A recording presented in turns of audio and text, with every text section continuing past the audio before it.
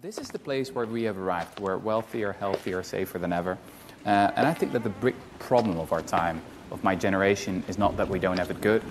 It's that we don't really have an idea of where to go from here. If you'd have a time machine and go to the Middle Ages, kidnap a farmer there, bring him to modern-day London, show him around, he'd say, well, this is utopia.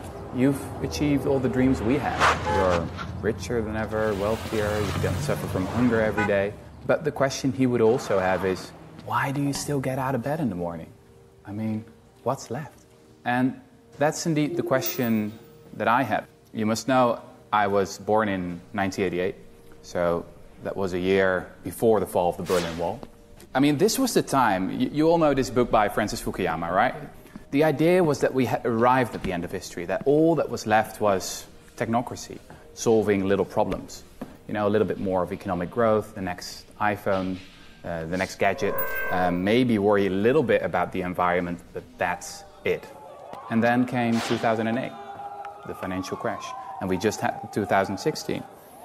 Trump, Brexit, well, it seems history has started once again. But I think that we still have the problem that we don't really know where to go from here. My generation was taught that utopian visions are dangerous, that we had tried that in the 20th century and that we are still counting the corpses, you know, with fascism and communism. But I think we also lost something there.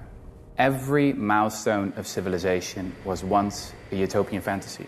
Just think of the end of slavery, democracy, equal rights for men and women. It was all dismissed as crazy once. So we know, by studying history, that ideas can and do change the world. But what are our ideas today? So what we actually need is, I think, is a new image of human nature.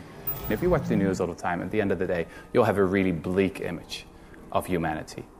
Because the news is always about things that are going wrong. It's always about these exceptions. Here's a radical idea for you. Most people are pretty nice. It's really true. If you ask people, for example, what they would do with a basic income, about 99% say, well, I've got dreams, I've got ambitions.